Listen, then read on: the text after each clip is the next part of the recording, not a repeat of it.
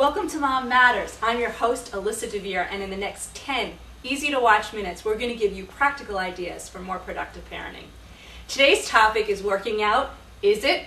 And we're going to talk about some really great ways and ideas to improve your workout while you're at the gym. And joining me today is Denise Battick. Denise is a certified AFA aerobics instructor, and that's the Aerobics and Fitness Association of America. That's a mouthful. Worked out from my mouth. She's been teaching for 24 years, and she currently teaches about 5 classes a week in body pump and step. I know you teach in BOSU, that ill-fated BOSU. She's also, on top of being a very active aerobics instructor, she's a registered electrologist, and she runs her own practice. And on top of that, as if that's not enough, Denise, you have 2 little boys at home, ages 4 and 8. Excellent. So if anybody knows about working out and getting the most of it, Denise does. Thanks you for joining us today, Denise. Oh, my pleasure.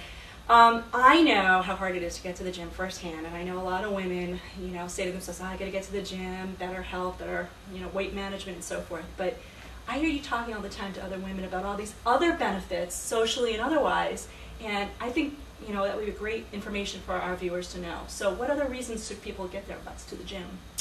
Well, it's socially as well. I know when I had my first child, you're just lost and you can get depressed. And so when you go to the gym, you meet a lot of moms. That's for sure.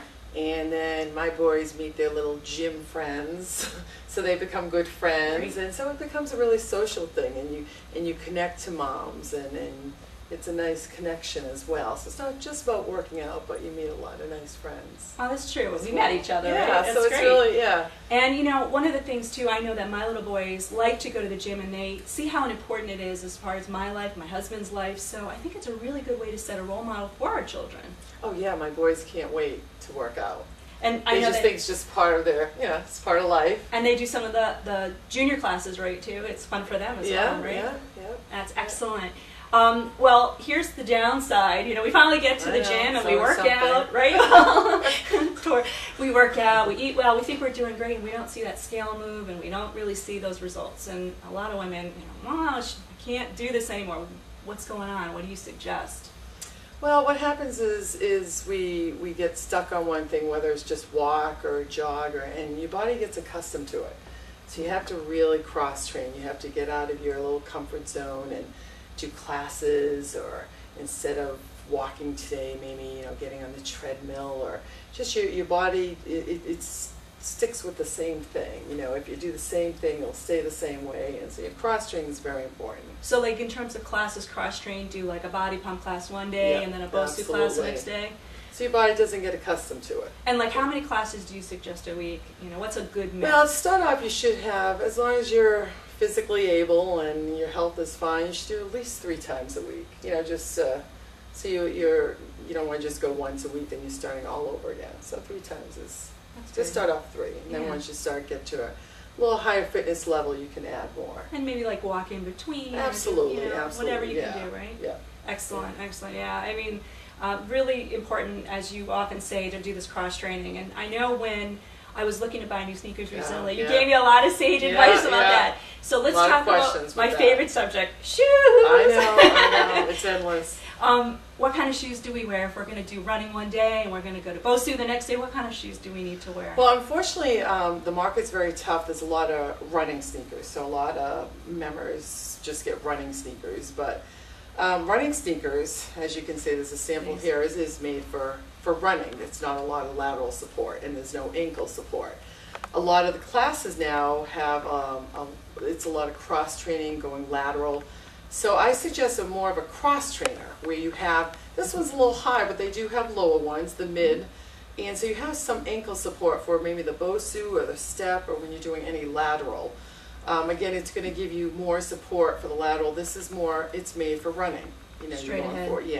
Yeah. So you have to really shop around for some good cross trainers. Yeah, I noticed it really makes a big difference when you wear the right shoe. Oh, absolutely. Obviously, avoid injury too. Sure, absolutely. Okay, great. Well, we're going to take a quick break, and when we come back, Denise has some really practical, very valuable tips to make that hour in the gym even better. Hey, you. Yeah, you. Surely at your computer. Okay, I know you got stuck with the lemon. You need a reliable car. And I know you hate dealerships and pushy salespeople. I know you don't know much about cars, or sales agreements, or financing, or maintenance. But that's why you need to go to AskPatty.com. Now, these gals have made AskPatty.com a safe place for women to get advice on all things car-like. So go on, type it in right now. AskPatty.com. And do me a favor, quit putting those sticky notes on my screen. They tickle. Welcome back to Mom Matters. We're here with Denise Battick, our fitness expert. And Denise, you have some really great ideas. I know when I finally do get to that class, and I'm happy to be there, there's so many things that you kind of tell us about making the most of that hour.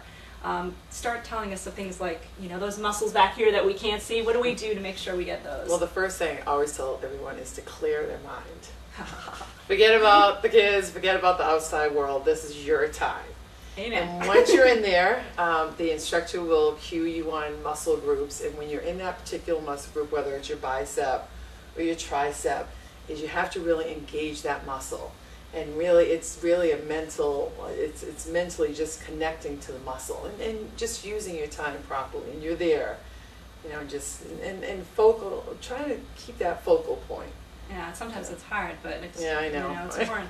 Now, you also talk about a lot is this idea of opposing muscles, muscles that are fighting with each other. Yeah. So what is that about? Well, opposing muscles, for example, the bicep and tricep, you want to make sure that you train them equally, so that way you're stay balanced.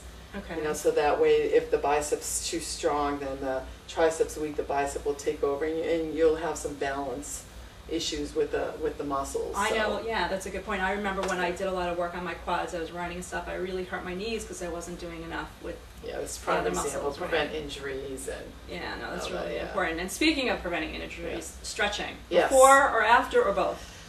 Well, they really recommend stretching afterwards because your muscles are warmed up, and unfortunately a lot of people fly out of the class before that, but they say it's just very, very important to prevent injuries. Yeah. Just the muscles are tight, and also when you leave, it relaxes you. It does. So it gives you a nice relaxation, and you're not all uptight. But stretching is a very important component to fitness. Absolutely. Yeah.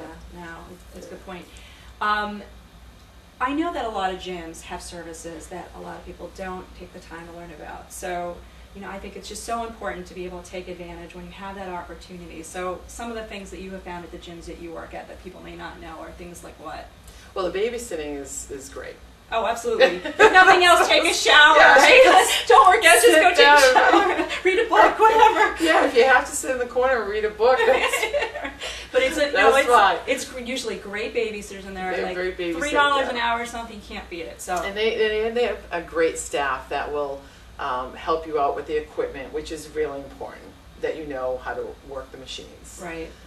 So they have that, which is great. Personal trainers. Yeah, that's a really important thing. Yeah. So I know when I signed up for my gym, it was just part of the package. You came and they gave you an hour, so they show you, and they also even built me a little routine and said, here's a process that you can kind of go through when you're at the gym. I thought that was invaluable. That was great. Well, I want to thank our guest today. Thanks, Denise. It was really great information. And thank you to our sponsor. Please check out our blog where you can see both our past and our future shows that are coming up. And our blog URL is running across the bottom here now. It's http://mom-matters.blogspot.com.